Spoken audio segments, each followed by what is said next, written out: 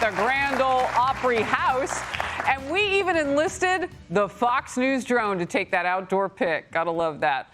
So let's get into politics now. New Fox polls are spelling deeper trouble for President Biden's 2024 re-election campaign. In fact, his approval rating has slowly been dipping even farther throughout the year. His numbers now match his record low of 40% approval from July of 2022. Another troubling sign for Biden, former President Donald Trump has won over record support from many critical voting groups since October 2020. Trump has made double-digit gains among independents, blacks, Hispanics. He also has picked up support from suburban voters and men. Former Congressman Doug Collins with us. Joe Biden is very unpopular right now, and this is very much of a concern for Democrats. What it shows, though, is that there's a long way away. We're a year away. And I think this is why the Democrats in particular are so concerned, because they don't see these numbers moving. If anything, they see it going backwards. They also see how every time Joe Biden seems to be more out in public on things that he should be winning on, he's actually going backwards. And that's a concern for them. Power panel now, Gianno Caldwell, Fox News political analyst, and Patrick Murphy, former Democratic congressman from Pennsylvania. And thank you for the salute and for your service. First of all, Patrick, I'm going to start with you because I want to know why this is happening with Joe Biden now. The timing, I know you're going to tell me, oh, we're a year away, so on and so forth. But he's gone downhill more and more and more over the past year. Yeah, a couple points. Well, listen, there's unrest. I mean, you have obviously engagements in the Ukraine, obviously Israel, and people really want gas prices to continue to go down, inflation continue to go down, and it's trending in the right direction, but people necessarily aren't feeling it. And I think once it'll level out, Harris, honestly, in these next 12 months. I mean, I agree with Doug Collins. He says there's 12 months away. These are the same numbers historically that Barack Obama had against Mitt Romney. In fact, the consumer sentiment was worse for Obama than it is for Joe Biden. Joe Biden's no Barack Obama. We know. Not even close. Well, guess what, though? Guess what? Mitt Romney is no Donald Trump.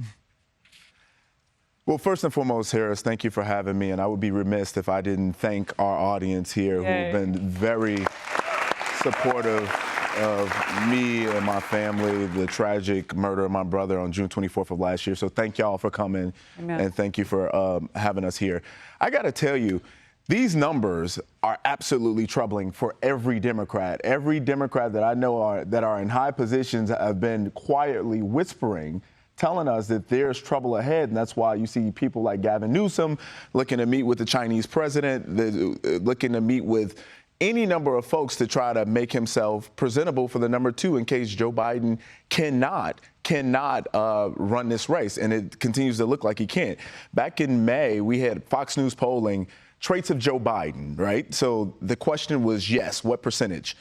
Cares about people like me, only 45% said yes. Is honest and trustworthy, only 40% says yes. Has judgment to serve, only 38%. Has mental soundness to serve, 37%. Is a strong leader, 33%. Is corrupt, 44% of Americans said yes. That was in May. The numbers have become so much worse for Joe Biden. They know that this train is off the track. So I do want to show this. It's a new Fox poll. There are a lot of numbers around this right now. Yeah. And we're seeing this, and I hear Democrats, Patrick, often say, oh, we don't look at the numbers. Yes, you do. Oh, we look at the numbers. Yes, you do. And I'm glad you're transparent about that, because I have the most conversations with Democrats on this issue. Right. Anyway, the new polling shows that Joe Biden is currently behind Trump, DeSantis, and Haley in each of the head-to-head matchups. Nikki Haley, though, by the widest margin continuously. She has an 11-point lead against Joe Biden, 52 to 41%. Now, this is projected if the vote were today, a big jump from her 4-point edge just last month. How do you account for that? And if you know that you are losing, say, people in the suburbs, particularly women, how do you turn it around if you're Joe Biden? I'll tell you, first off, if it was Nikki Haley, I would say it's not going to happen for Joe Biden, but it's not going to be Nikki Haley. That is an academic exercise. It's going to be Donald Trump versus Joe Biden again, period. So just like when you say it's going to be Gavin Newsom, rather, it's going to be Joe Biden and Donald Trump in a rematch next year. And I think it's going to level out, and it's going to be nip and tuck when you have independents like Robert Kennedy Jr. and others, and maybe Joe Manchin. It's going to be it's going to be close. Well, you saw what former Democrat and now independent Joe Lieberman was saying, and that is that, with his new no labels, which is third party, he wants to take a closer look at Joe Manchin, and that Joe Manchin deserves to have a closer look as the top of that ticket. So that would be trouble for Democrats. Okay. Former President Trump, you brought him up. Let's get into it. Narrowly beats top Democrats in a hypothetical head-to-head matchup. Vice President Kamala Harris by 5 points. California Governor Gavin Newsom by 4 points. Michigan Governor Gretchen Whitmer by 2 points. And West Virginia Senator Joe Manchin by just 1 point. Here is Senator Manchin, again, not ruling out a White House run. Let's watch. Are you considering running for president? I will do anything I can to help my country. Is that a yes? And you're saying, does that mean you would consider it? Absolutely. Every American should consider. If they're in a position to help save the country, I think we're on the wrong course. So I will do everything possible. Everything possible. All right. What I think is fascinating about that is the drumbeat from Democrats. Oh, Donald Trump has all these indictments and everything else. The man is able to beat, with all of that going on, you should be embarrassed on your side of the aisle. If you're saying that 2 hands behind Trump's back, indictments, blah, blah, blah, and you still projectively cannot beat him? That's right. And you're losing black support, I think, largely in part because black voters have begun to recognize that black lives don't matter to Democrats. It's their votes that matter. Joe Biden got over 90% in the 2020 election. Polling's now showing Donald Trump 22%. In 6 battleground states. And they said if the election was held today, Joe Biden would only get 60% of the black vote. That's dead on arrival. I hear you. He cannot win a race like that. But I will just say that whether you're black or white in America, you know what you care about? Is your family getting fed? Yeah. Are your family safe? That's right. And when you look at the fact that there's 14 million new jobs in the last 2 years, including 150,000 new jobs in October, the fact that the stock market's up 15%, these are numbers. You might not like the numbers, but these are the numbers. When you talk about crime's up all over the country. That is actually not true. Murder rates are down across. Crime is up 60%.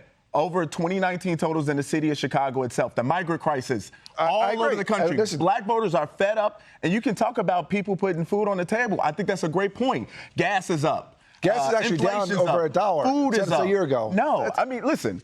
I respectfully disagree, but the people who talk, that use these talking points, I wonder continuously, are they around open cans of paint? Because these are delusional statements. Oh, my goodness. Completely. Oh, my goodness. Completely delusional statements. Oh, the audience is seriously loving this. And you know what I love? I love when we can get together and we can talk like this. Right. And pop our corn and watch, right?